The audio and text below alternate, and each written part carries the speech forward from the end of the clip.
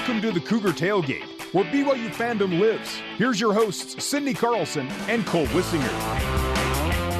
Good afternoon, Cougar fans. It's afternoon. It's slightly afternoon.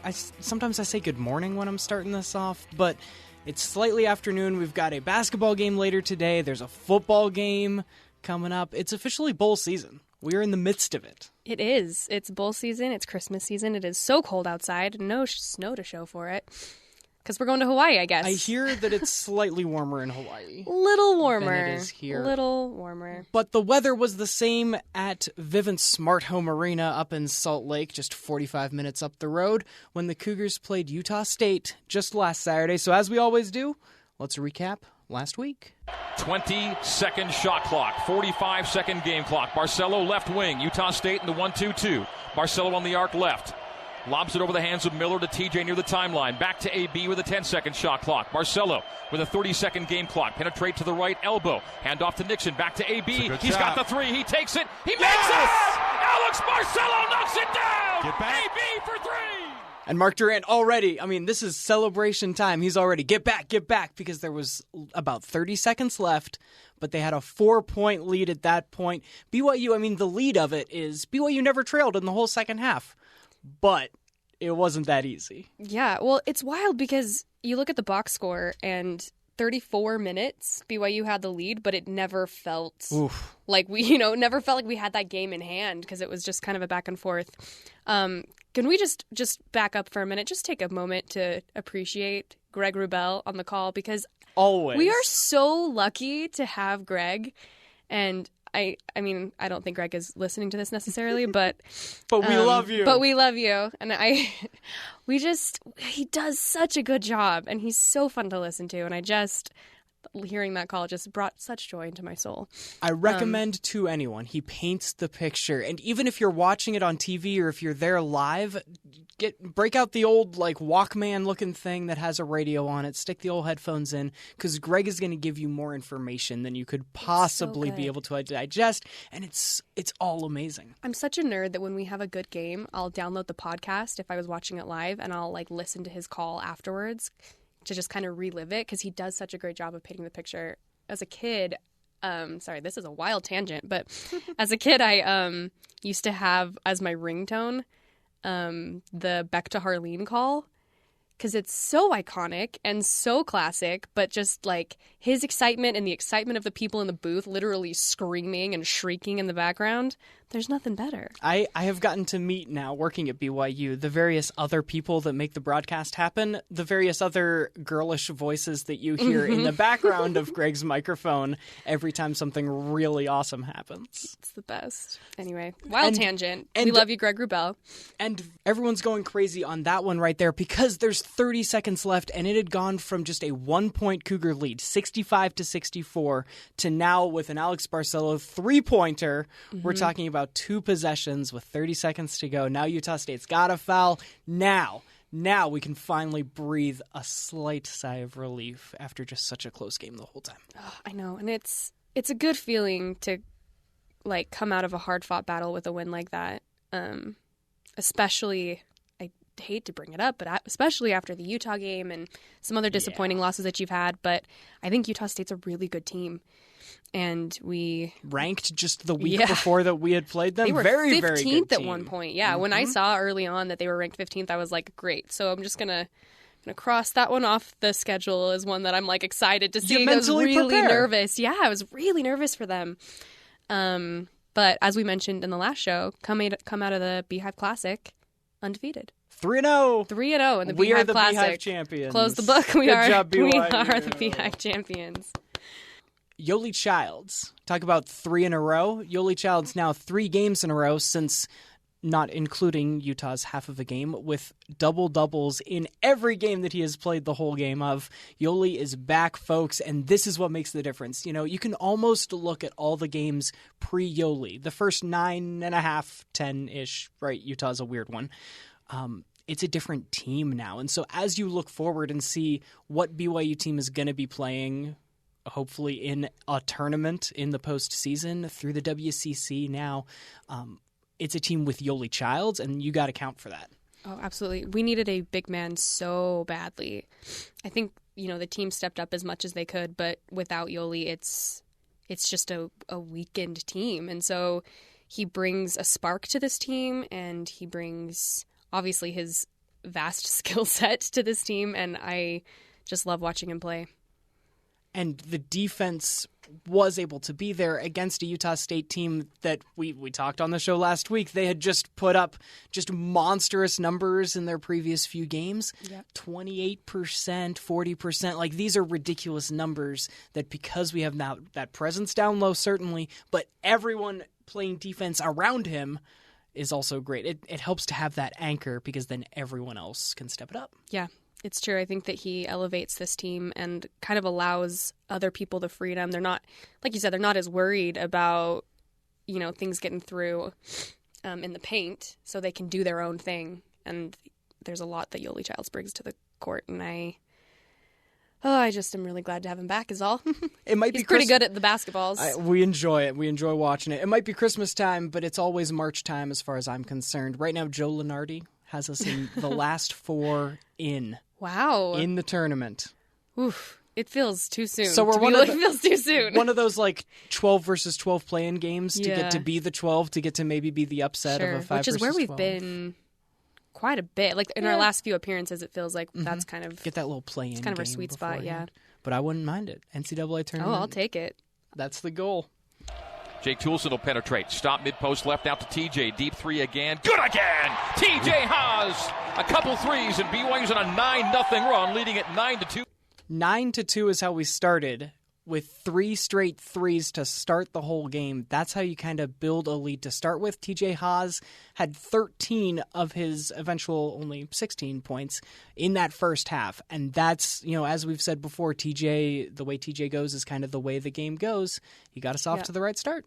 Yeah, that weird barometer. Because you look at the stat line, and you've only got 2 players in double digits, and that's Yoli and TJ. Whereas our previous games, we had 4 or 5 players in double digits. So being able to kind of spread that out a little bit across the team is nice.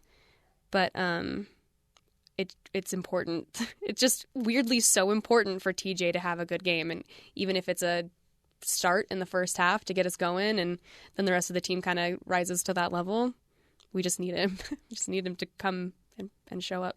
And he did, and we got the victory. 1-0 on the week for men's basketball, because it's in finals-ish time and Christmas break time, and so there's a little less basketball than we'll have once we're into conference play. But the women's team kept a little busy over the week as well. We're going to be talking about how the football team is off to Hawaii for a little bowl game. I'm not sure you've heard of it, but as the men's basketball team was in Hawaii earlier this season for the Jim Maui Classic Invitational thing for men's basketball, there's also a Maui Invitational thing for women's basketball as well, and BYU was there along with Oregon State, San Jose State, and another team that we didn't end up playing, so I don't remember who it was. But we played San Jose State the first day and Oregon State the second day. Victory on the first day and a really good-looking women's basketball team. Everyone doing their part. And then going up against an undefeated, 4th-ranked in the nation Oregon State team in the second day was not the same result, unfortunately. Yeah. Never your favorite thing to play the 4th-ranked team in the nation. Not on your home court in a weird, you've just traveled, 5 hours to get to Hawaii, but... Coming off of finals week, not a ton of practice preparation. These are student athletes, again. It's holidays. Yeah, it's almost Christmas time. I mean, I'm kind of checked out. It's a couple days before Christmas. I'm barely here doing my job. Those gals are still putting in the work there for basketball as well. I feel like a kid. It's right before Christmas break. I'm like, so is school out yet? These are the last couple non-conference games for women's basketball before they head into their WCC play. But honestly, after the first quarter, Sarah Hansen had 3 blocked shots. We were frustrating Oregon State. It was looking really, really good. Yeah. It was 11-4. The women's basketball does the same as the NBA, where they do 4 quarters, as opposed to the men's basketball, half and half. Right. Oregon State had scored 4 points in the first quarter. And then they scored a couple more in the second, third, and fourth. But we got the win against San Jose State, too. Right. That's good. And I'm just still waiting for my invitation to Hawaii. Seems like everybody on campus is going to Hawaii. Men's basketball, women's basketball, the football team, athletics. I assume your colleagues are there. I have Some of many our broadcast colleagues there. colleagues Yeah, I are saw there. Jerem on Instagram this morning, was walking around the streets of Honolulu at like 5 o'clock in the morning. Poor Spencer Linton, right? He's on Sports Nation every single day, and he was pulling double duty because Hawaii is 3 hours behind Utah time. Mm-hmm. The game against Oregon State was the primetime game of the Maui Invitation Classic thingamajig. It started at 10:30 our time, didn't end until midnight 30. He left with no post game, headed straight to a little puddle jumper to get to a different island so that he could be on BYU Sports Nation at 7 a.m. his Hawaii time on Friday morning. Kudos to Spencer Linton. He works hard, and he puts together a good broadcast. And they've got another Sports Nation coming up later today to kind of pregame the Weber State game. And that is what also, Sydney, you and I are looking forward to now. I told these guys, you guys can come out and score 25 points a game. You know who's going to care about that? One person. You know who's going to remember it? Nobody. Or they can come out and do what they've done in this ridiculously, incredibly tough non-conference schedule. And you know who cares about that? Everybody. And you know who's going to remember that? Everybody. You know who it's going to change the way they feel in their heart? Our whole team.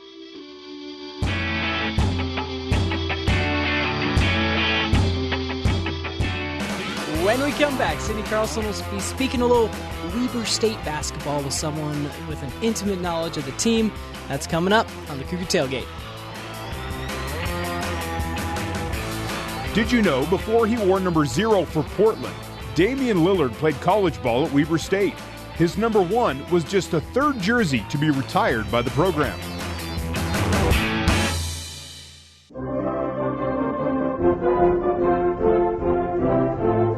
Welcome back to Cougar Tailgate. I'm Sydney Carlson, and we are prepping for tonight's matchup with Weber State. We're bringing in a Weber State basketball expert, Paul Grua. He has been 16 years with Weber State. He's the Director of Athletic Communications. Paul, thanks for joining us on the Cougar Tailgate. Thank you, Sydney. Nice to be here. I don't know if I'd go as far as say expert, but it's nice to be on with you. Well, definitely more of an expert than we are. What are some of your kind of favorite traditions or things that you think are unique to Weber State that maybe the average BYU fan wouldn't know about? Well, as far as traditions, Weber State's been around a long time, and I think most BYU fans would know that. But we've been here for quite a while in the Ogden area, and our basketball program has really built quite a impressive tradition. We've gone to 16 NCAA tournaments, won I think 22 Big Sky championships, conference championships, and gone to a lot of tournaments. We've had some great players come through here. I mean, people are certainly going to know Damian Lillard, but there have been a lot others before him as well that have come through here and made it known. We've had some great coaches come through here too. So, the state of Utah has a great tradition with the schools in the state, with some great, particularly on the basketball side, some great tradition there, and I think Weber State's a big part of that as well. Are there any game day traditions or kind of promotions that you guys do that you particularly enjoy? Nothing that really jumps out on the top of my head. For those fans, I'm sure that have been to the D-Event Center, which is a beautiful arena there. It was built in the 70s. It's very similar to the Huntsman Center, but just not quite as big. But a beautiful arena. We've hosted a lot of Utah State high school championships that I'm sure some people from Utah County area have been up to as well. But so we have a beautiful arena. We usually get pretty good crowds, especially for some of the in-state games. And we've been lucky that BYU has been coming up to play us here in Ogden, and Utah State and others as well. And, not really necessarily any game day traditions that I can think of, but a good support. And, again, the tradition that we've had there and the fan base that we've built lends itself to some good traditions and good fan base. You mentioned Damian Lillard. What do you remember about his time at Weber State? Well, I was lucky enough. I was working there. I was kind of the assistant in sports information and doing some marketing his first couple of years. And then my first year when he, which was his last year, was my first year actually handling men's basketball on a director level, I guess you could say. And that was pretty amazing because he kind of took the place by storm. We knew he was going to be good, but I don't think anybody really knew how great he was going to be that year. He finished second in the country in scoring. We had the thing I may remember the most is the number of NBA scouts that started coming through. Usually we'll get a couple here and there a year, but we had games during his year where we had as many as 15 or 16 scouts per night coming to our games at home and on the road. And when that started happening, I think everybody around the program started thinking, this is pretty serious now. He's legitimate NBA guy, and he actually could have come back another year because this was his junior season.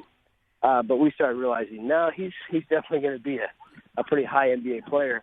But he was also so great to work with, so humble, so loyal to Weber State, and he has been ever since. And he's hosted an alumni classic game that we've had 3 years now, every other year for 3 times. And he's kind of been the host of that. He comes back and plays in that.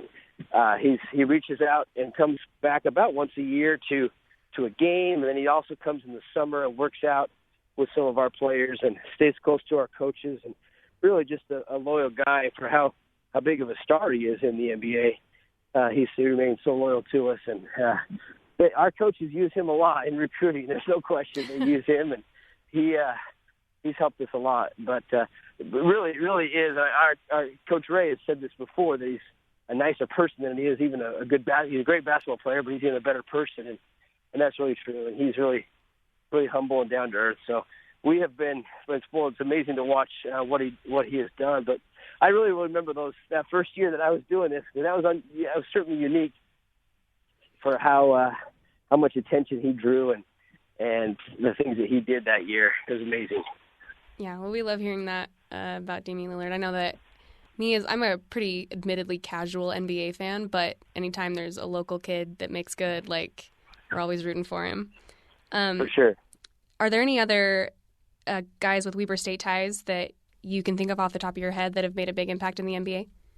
Well, he's certainly our best NBA player. Maybe some older folks will remember the name of Willie Sojourner, who played in the late 60s. Phil Johnson, who later became the NBA head coach and then a longtime Jazz assistant with Jerry Sloan, was the head coach then after Dick Motta left. So Dick Motta was our first head coach in the Division I era. Then he became the coach with the Bulls and the Wizards, won an NBA title, and a longtime NBA coach. He recruited Willie Sojourner from Philadelphia, and Willie came out there in the late 60s, played 3 years and was a tremendous player. Then he went on to actually played the ABA and a little bit in the NBA as well, played with Dr. J and was a pretty well-known player at the time. He didn't really have an NBA career, but we've also been known across the nation for Harold Arsenault. Maybe a lot of people would remember him, Harold the Show Arsenault, in 1999 when Weber State defeated North Carolina in the NCAA tournament. And he had 36 points in that game and kind of became known as a legend tied to Weber State. Kind of was known what we were known for basketball-wise until Damian Lillard came along. So he was certainly another one.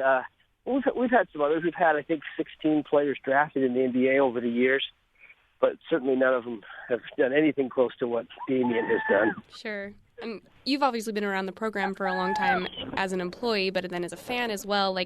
What is maybe one of your best memories or your favorite memory of Weber State? Well, I wasn't part of that game. I mean, I was a student in 1989 when we beat North Carolina, but just watching that on TV was pretty amazing to be able to do that. And then I think not necessarily one game, but obviously the Damian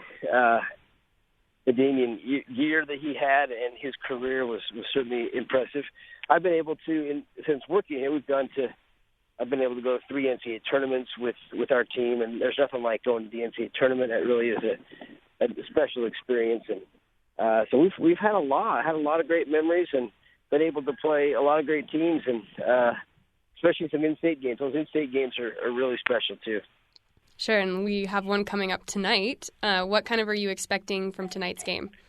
Well, BYU is a very good team, that's for sure. And our coaches can certainly break down the game more than I can, but they certainly know how good BYU is, especially with Yoli Childs back now and the play that they've been having lately. And they beat Utah State last week, and that was a great win.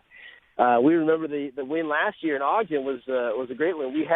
Weber State hadn't beaten BYU for quite a while, and able to get a win there last year in Ogden. Jarek Harding, who's our our senior this year, had a big game last year. He's our top player. He's actually on pace to become our all-time leading scorer. He's a senior, number 10, and two-time All-District and All-Big Sky player. So he's the preseason player of the year in the conference, and he's kind of our top guy.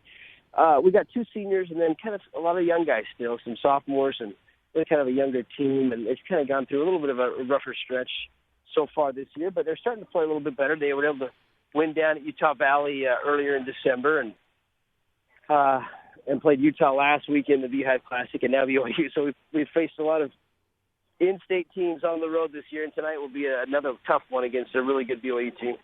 And obviously there's a bit of a scheduling conflict for you because you are in D.C. With the football team playing in the FCS playoffs. Talk to us a little bit about that experience. Yeah, well, it's a good problem to have. I mean, it's nice to go to the basketball game, but it's a good problem to have with football.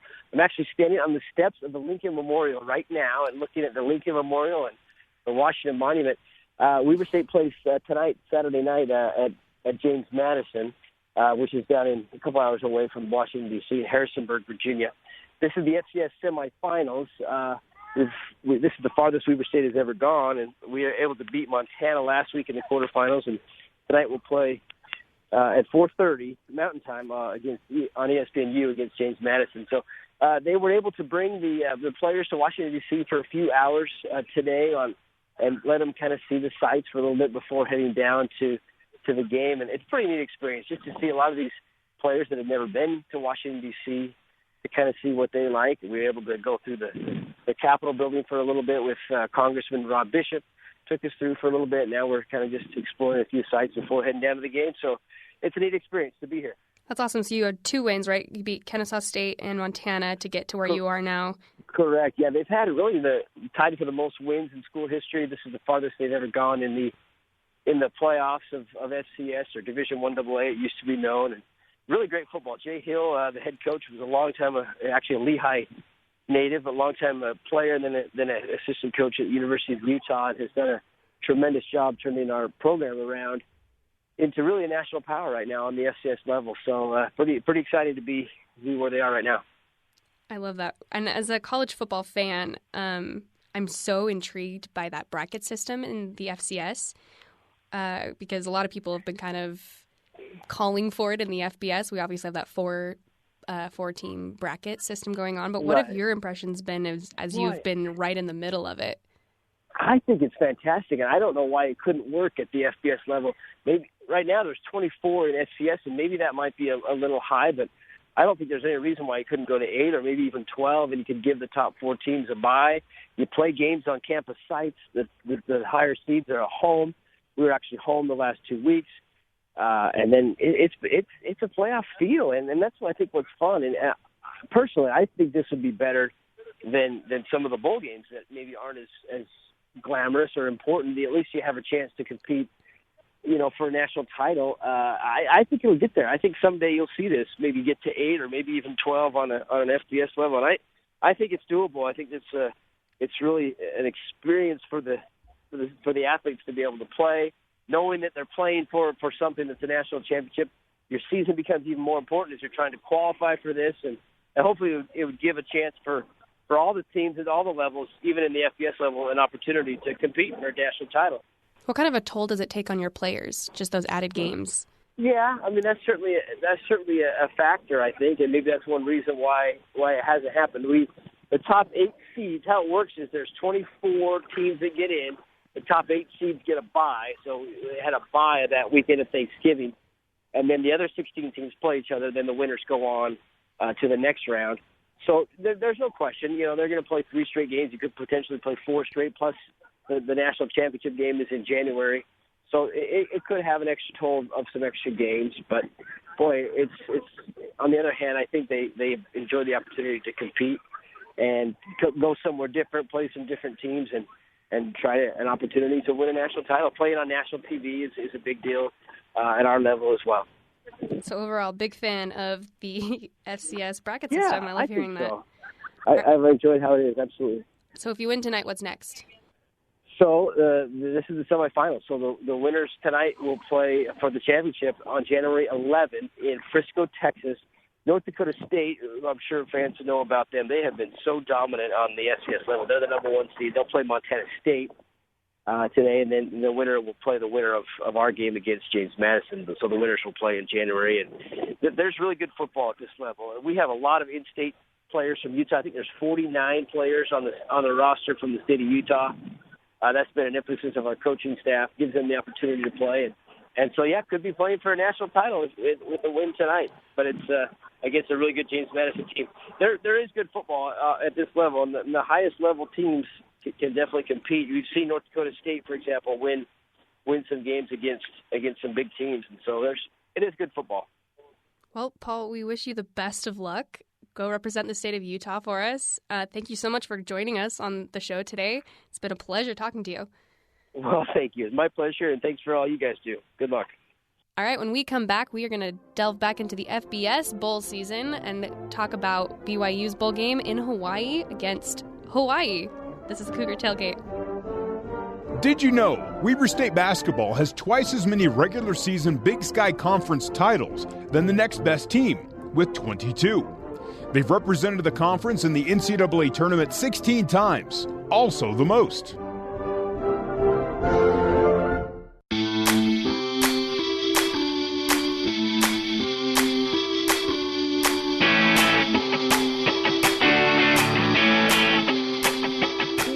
Back into the Cougar Tailgate. Thank you very much to Paul Grua for giving us a little more information about Weber State as we prepare for that game coming up in about 5.5-ish plus hours. You can hear it right here on BYU Radio with Greg Wrubell's fantastic, as always, call.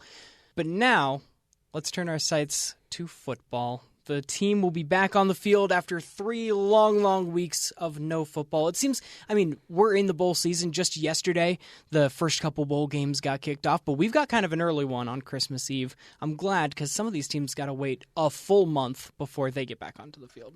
Yeah, it's true. Christmas Eve, maybe not ideal as a player. I will be working. I will be clocked in on Christmas Eve also, trying to be here. Been there. The life of a sportscaster, isn't it glamorous? But we'll be talking to Austin Lee, one of the players that will be clocking in for his job on Christmas Eve as well later on in this program, to ask a little bit of, what makes that different and what makes it different having to travel all the way to Hawaii to play Hawaii, kind of on their home court, field, building. It's true. And it is cool, though, that I do know a lot of the players will take like a spouse, and so might be there are worse places for sure to travel on Christmas Eve. Last year, the bowl game was in Boise, Idaho. Exactly. I would, if it were Boise, Idaho on Christmas Eve. Nothing against the beautiful town of Boise. Sure. But it's colder than Hawaii. Oh. And it's not Hawaii. I was at that bowl game, Cole. I was at that bowl game, and I don't know if I have ever been so cold as I was in Boise, Idaho, December 21st or whenever it was. It was freezing. It was so cold, and the stadium ran out of hot chocolate halfway through halftime, and I was like, no, I'm sorry. That's all that keeps you going. You have one job. So you didn't have a nice little, box seat inside anything? You were just I was out in the open with my dad and some friends, and we were freezing. I put hand warmers in my shoes. Oh, yeah. And couldn't feel them. Couldn't feel them when we walked back to the car. That takes me back. Anyone that has seen me in person, so radio listeners only get to hear the glorious sound of my voice. You don't know that I'm actually just a 5'7", 110-pound kid whenever I'm talking about football. So it's no surprise. I did not play football. I was in the band, in the seats. But Pennsylvania, where I grew up, gets quite cold as well. Yeah. Sticking the hand warmers just everywhere you possibly can to try to stay warm. I don't miss that. It gets cold here, but I wouldn't know what a Pennsylvania winter looks like. My little brother, the same. Yeah, really. He spent a couple winters in Syracuse, New York, and he's come back here and he's like, this is nothing. Handle this. It's a heavy, wet, icy snow as opposed to the nice, fluffy, snowboardy, ski kind of snow that we get here. Yeah, best snow on earth, I think I've seen on a license plate. That is what they say. I wouldn't know. Grew up my whole life here. Never skied or snowboarded. This is bringing me down, Sydney. We need to talk Hawaii. Oh yeah, Hawaii. Let's not talk about the snow. It's sunshiny and bright and beachy, and let's talk about the Hawaii team that we will be playing in Hawaii no tailgate. The Cougar tailgate included is complete without a nice 6-pack root beer sitting by your chair. And so I have for you a 6-pack of questions, as we've done a couple times on the show, about the opponent. These are going to be either or, where you just get to pick something. Give me your opinion. Great. And we'll ease you into it. Would you take a win over San Diego State or a win over Boise State? And I ask because this is a common opponent between the Hawaii and the BYU teams this year. Yeah. Hawaii beat San Diego State. BYU lost. But BYU beat Boise. Hawaii lost to them twice. Which one do you think, I guess, is more indicative? Which one would you rather have? This one's hard for me because I think a San Diego State loss stings a lot. But I also don't like that Boise State has had our number for a long time. And I think I take a win over Boise State. I think that loss hurts me more than a loss against San Diego State. And they've been the stronger team this year. They're the one that's true. been This year ranked. for sure, yeah. BYU, that one in the loss column for Boise is the one thing keeping them out of playing a New Year's Six bowl. Right. That's true. Which, that's something to hang our hat on for sure. And Hawaii down to 5 losses, same as BYU. They played a couple more, got a couple FCS opponents in there as well. But 2 of those 5 losses were against that Boise team that we won against. Right. So that's promising. Yeah. I think that's one of our better wins on the season. And a San Diego State win isn't as impressive to me. That's true. The loss is still not great. But I don't think a win does us anything, whereas a Boise State win does more for us. Also, both teams, Hawaii and BYU, coming off those respective losses to San Diego State and Boise State before the bowl game. A lot to think about before they get ready. Now let's lighten things up. I think what'll be a much easier question for you at least. Great. Would you take Timmy Chang, Colt Brennan, or Ty Detmer? Oh, I mean, Ty. But do you know why I'm asking that question? I do not. So Timmy Chang and Colt Brennan were 2 Hawaii quarterbacks. And at the time of Colt Brennan's senior season, these were the 3 guys, Ty included now, that were at the top of the NCAA career passing yards and touchdowns. Really? So stepping into the Wayback Machine for just a moment, going back to a time before passing records were being broken every single day. In 2007, the passing yards leaderboard went Timmy Chang 1, Ty Detmer 2, and then Colt Brennan 3. The passing touchdowns leaderboard, Colt Brennan 1, Ty Detmer 2, and then Timmy Chang 3. When Ty Detmer left, he was top on both of them, and it was 2 different Hawaii quarterbacks, our opponent in the bowl game, that ended up passing him up. Very interesting. Weird things. Yeah. Well, and I mean, weird coincidence that Ty Detmer was in Hawaii when he heard that he got the Heisman Trophy.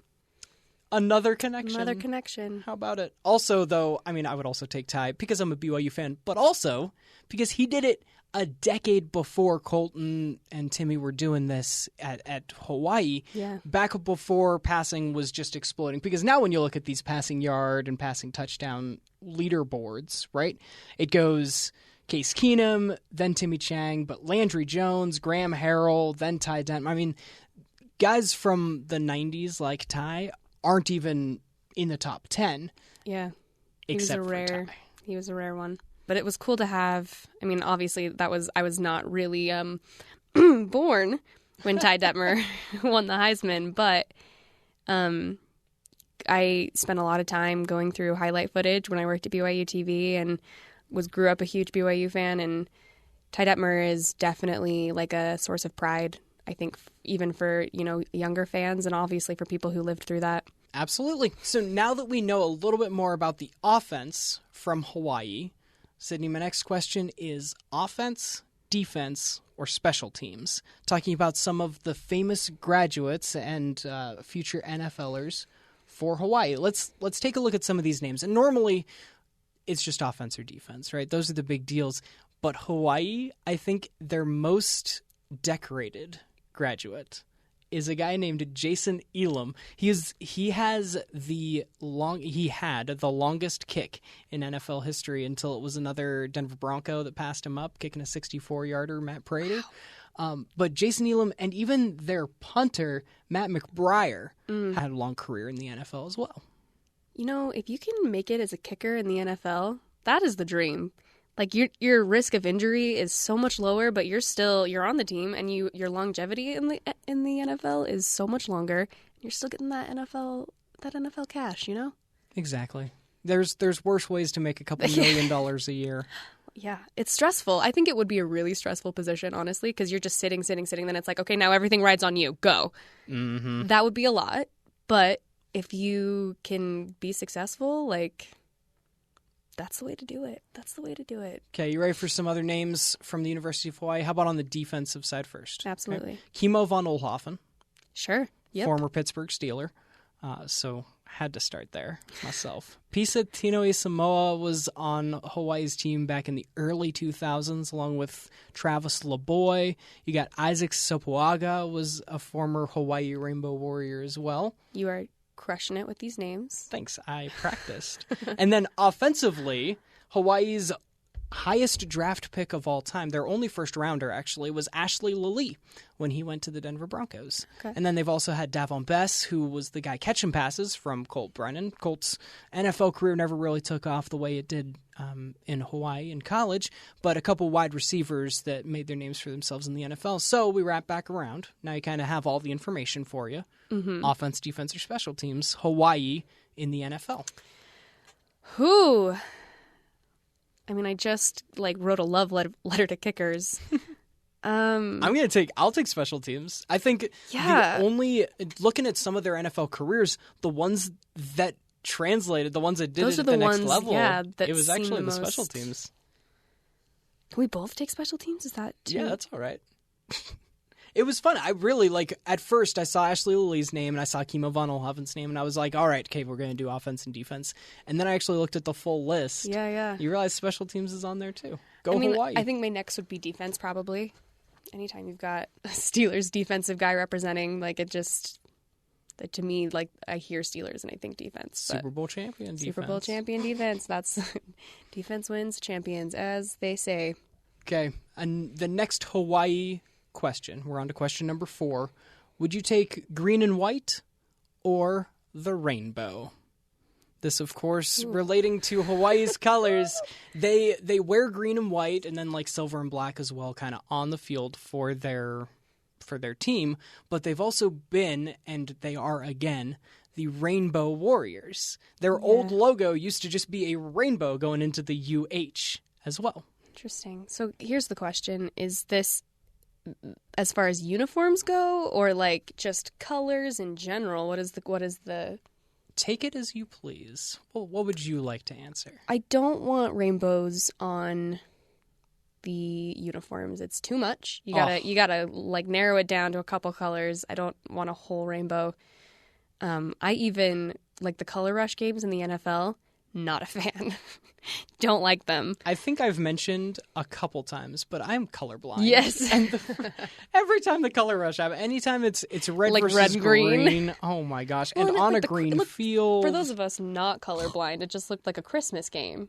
And I think it was around Christmas, but I don't need a red and green. I don't need it. And then there was the mustard colored ones that the Jags wore. Ooh, yeah, against Didn't the really bright baby blue of Tennessee. Yes. It seems like that's always their Thursday night opponent. So I don't want the uniforms to be so distracting that that's what I'm thinking about when I'm watching a game. So I like the idea of green and silver and it's black. it's a strong green it's that Hawaii wears. I'm into that. But if they had some cool apparel for fans that had some kind of rainbow element. They have a throwback that they've worn a couple times that I am a huge fan of in the rainbow realm of jerseys. They wear this helmet and it's on white where it's a rainbow going into the UH and it's a simple white jersey, the green numbers, right? Because green's still their color, but they've got a rainbow going around the sleeves. Sure, they take the football stripe on the sleeve. Yeah. Mm-hmm. I actually am not anti that. It's an interesting throwback while still looking pretty strong. Another in my childhood as well, I remember when they were trying to just be the Warriors. So the Hawaii Rainbow Warriors began as their team name, right, in 1974. And then in 2000, they dropped it. It was just, we are the Warriors.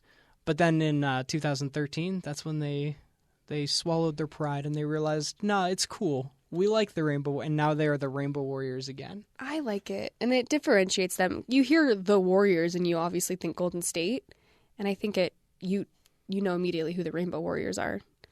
And you know what? Own it. Own the rainbow inside. You know. And one last thing on the rainbow. Do you know why they were the Rainbow Warriors? It is because in 1923. As we all are very aware of the 150th anniversary of college football, so we got to look into the history books a little bit from once in a while. In the last game of the 1923 season, the University of Hawaii upset Oregon State 7-0, because that's what every score seemed to be back in the 1920s, on their home field there in Hawaii. During the game, a rainbow appeared over the field, and it was a huge upset at the time for them to be taking down Oregon State. And at that point, they started calling themselves the Rainbows. Really? And then it morphed into the Rainbow Warriors somewhere along the way. I just thought it had something to do because Hawaii, like on their license plates and their driver's licenses have rainbows on them. I thought that just had something like some sort of significance to the state itself. But that's a neat little anecdote. Also dealing with the Rainbow Warriors, question number 5, would you take the Rainbow Warriors or the Rainbow Wahine? So Hawaii is one of those teams that has different team names for their men's and women's sports. The men's teams are the Rainbow War, and more than just sticking like lady in front of it, right? Again, I come from Pennsylvania. The Nittany Lions are the men's teams, and they're the Lady Lions for that, right? Yeah. But Hawaii does it different. The Hawaiian word for a gal is wahine, and so their women's sports teams are the Rainbow Wahine. Are you a fan of changing the name or no? You know, I don't know that I am. I'm gonna, as the only female on this podcast. I wanted your opinion. I remember when I was a student in the broadcast program here, the SIDs at BYU specifically asked that we no longer call the women's team Lady Cougars.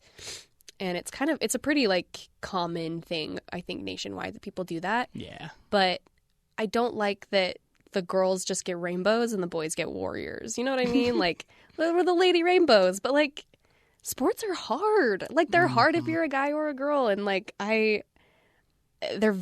that's too much of a differentiation to me. Have one to be the Lady Rainbows and the other ones to be the Rainbow Warriors. See, and it is Rainbow Warriors versus Rainbow Wahine. Right, so they got their own name for it, but again, it's changing the name.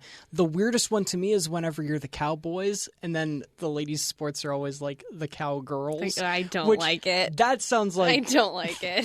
That sounds like an insult. Just go with the name, stick with the name. I work with Elena Medeiros, who is a former women's soccer player, and I don't consider myself extremely athletic, but like I'm okay. She could, like, destroy me at any sport. And not just soccer, any sport, because she's a phenomenal athlete. And I just think, I don't know, they should be put at the same level. They should be feeling like they're part of the same squad. Exactly. So BYU, I think, does it the best. Yeah. BYU we're just Cougars, the Cougars across the board. No matter what. Last question in the 6-pack of questions. Would you take poi or pineapple? Well, considering I don't know what poi is, we're going to go pineapple. Also a native Hawaiian food that I've only tried once. But I ask this, yes, because it's Hawaii, but also the Hawaii Bowl is what BYU and Hawaii will be playing in. There have been many Hawaii bowls that play in Hawaii over the years. 2 of their former names was the Poi Bowl and the Pineapple Bowl. Which I think it's just because you serve poi in a bowl as well. I think those are just fantastic names. It sounds for familiar. bowl games. Is it some kind of like meat and rice dish? Poi is a Hawaiian dish made from fermented root of the taro. Yep, going pineapple all day long. Which has been baked and pounded into a paste. Listen, Hawaii, I love you. I'm not interested in that. I'm not interested in whatever it was that you just described. I'm going pineapple. I love exotic foods. Again, I come from a place where where Mexican is Taco Bell and we have nothing else. There's one Chinese restaurant in the town, and it's run by the one Chinese family in the town. Like, when I left my hometown, food was the coolest thing in the universe because I realized that there was more than just venison and mashed potatoes in the world. Venison, wow. There's a couple deer hunters where I'm from. Poi is fantastic, and the Poi Bowl was played between 1936 and 1939 until it became the Pineapple Bowl that was played between 1940 and 1952. They took a couple years off for World War II because, again, we're talking old history of college football out there. Sure. I love pineapple a little bit more, though, so I'm also going to take pineapple. But just a little bit more history on bowl games in Hawaii, and back when bowl games were interestingly named as opposed to just sponsored. Just like the Idaho Potato Bowl.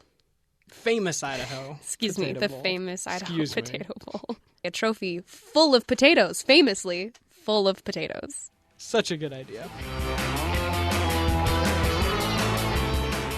When we come back, I'll have a conversation with Austin Lee. I recorded it just before they flew off to Hawaii. We'll find out how he's been preparing for the bowl game right after this. Did you know Hawaii has been to 12 bowl games in program history, including an even 5-5 record in bowls played in the islands?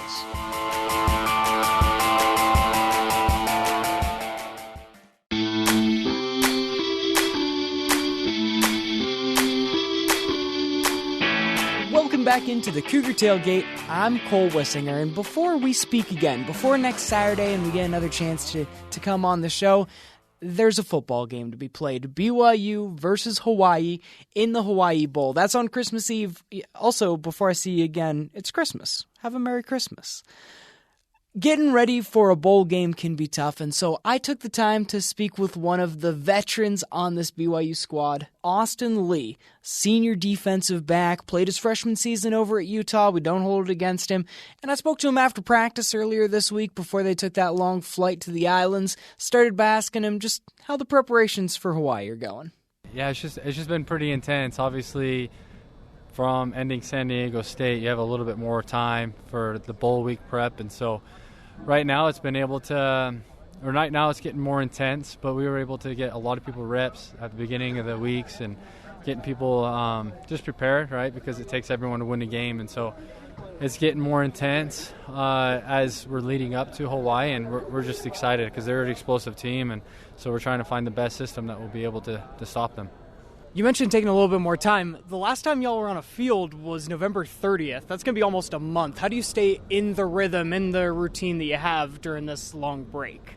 Yeah, I mean, I feel like we haven't really left, to be honest. Like, we have a certain amount of practices we can have until then, and it's another development phase. So obviously you're not competing with teams, right, like you are week to week in the season, but you're competing with the offense in and out, and so it's a good opportunity to be able to work your craft or work on your skills and sharpen them up, because I mean right now we know the scheme of things, but we just want to get really technical in what we do. You also had finals in there. How'd you do for finals week? I didn't do that bad. I'm a senior, and I only needed like one class to graduate, and so a lot of my attention's been able to stay on that. But yeah, usually at this time of the season and when finals come up, it can be like, you know, it's hard to focus, people miss, but for the most part, I'm proud of the team and being able to be here and be ready for, you know, these type of moments. So good to hear. The regular season is over, and your 2019, you got one more game, you're a senior. How would you assess your 2019 and then just your career here at BYU football? It's been a blessing. BYU's been a good part for me and my family, and it's crazy how fast it goes, but being able to get an education here and be on the football field at the same time and make things happen has been a huge blessing in my life that I can carry for the rest of my life. I don't know if anyone's told you yet, but in Provo for Christmas Eve and Christmas Day, it is going to be in the 20s and snowing, and that is not the forecast in Hawaii. How excited are you? What's your favorite weather to play football in? Yeah, I mean, I don't really care. I mean, obviously the cold can get cold, but the way you get out of the cold is to run hard and, you know, to hit somebody, and so you kind of takes your mind off of that. But I'm excited to be able to have time off and spend time in the warm weather of Hawaii, and then come back to a perfect snowy Christmas, I guess you could say, on that day. So it'll be exciting. So what are the plans for the players, like time-wise? Are you going to be back here in Provo for Christmas? Are you traveling on the day? What's going on? Yeah, so it just depends on people, like their situation, where they live. But for the most part, the guys that live in Utah and those who are coming back to Utah will be able to. I think we fly in around 6 in the morning. We'll be back at 6 in the morning, so rush home and see what Santa brought. Do you have any family that's traveling with you to Hawaii, or are they doing that for you? Yeah, so my wife and my kid will go, one of our kids, and then I know my parents are going to make it out there as well. So I'll have quite the family dynamic out there, and it will feel like home too. Have any of the guys that are from Hawaii given you advice on like where to eat or anything else while you're down there? For after the game, of course. You can for when you can relax. Not yet. I haven't really asked anybody from there yet, so that's some food for thought right now. The first priority obviously has been to win the game, and so I guess I haven't really been thinking about that much, but I guess that's good to hear. But like once it's over, once you get to relax. Yeah, no. When we have some downtime, I'll for sure be looking into that. Okay, now we're going to have fun here at the end. Got a little bit of a lightning round for you. What is your favorite pro sports team or player, if that's more your style? Pro sports team or player? Shoot. You talking about any sport? Let's go with the current safety. I'll go with Marcus Williams, just because I played with him at Utah. Very good. What's your favorite superhero? Favorite superhero? Geez, I haven't thought about these. Let's go Superman. That's a solid answer. Safe. What's your favorite thing to do on the beach? Geez, I like to relax, but I mean, I'm down to go surfing. I'm not very good, obviously. Haven't lived there, but I want to try surfing. What's a favorite Christmas tradition in the Lee home? Christmas tradition. I think. Well, we used to do like. Now that I have my family of my own, we try to do pajamas on Christmas Eve, before. But what I've always loved growing up is these little things called no-nos that my mom made. Just this little treat. Are they like a cookie or? It's similar. It's like, I don't know. It sounds a little weird if I explain it. It's like a chocolate frozen ball that's like kind of got whipped cream in it, and then it's those vanilla, wafers not wafers, but just like the cookies that crumbled on top. So interesting. I like it. Yeah. Let's hope they're victory pajamas too on Christmas Eve. That's how you make it, but that's just what it tastes like. What's your go-to place to eat here in Provo? Go-to place to eat here in Provo. It's late after practice. You and the guys just need some food in you. Oh, I've been on a big Cubbies kick lately. The tri-tip steak sandwich. What's the last movie you saw in theaters? The Jumanji 2 with the team. Very good. Cake or pie? What kind of pie? Any kind of pie. Let's go berry pie. And finally, what's your favorite Christmas song?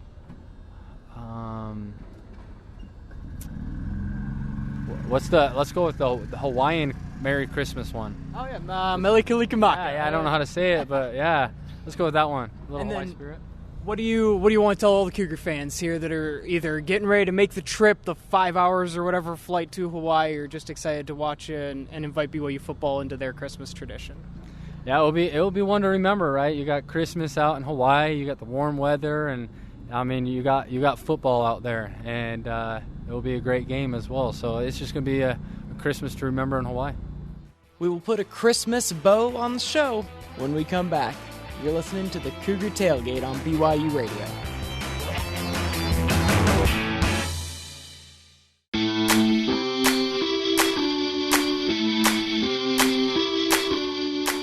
Welcome back into the Cougar Tailgate. I'm Cole Wissinger, and a big thanks go out once again to Austin Lee, senior defensive back on the BYU football team, and a good luck to the whole football team, by the way, in their bowl game against Hawaii.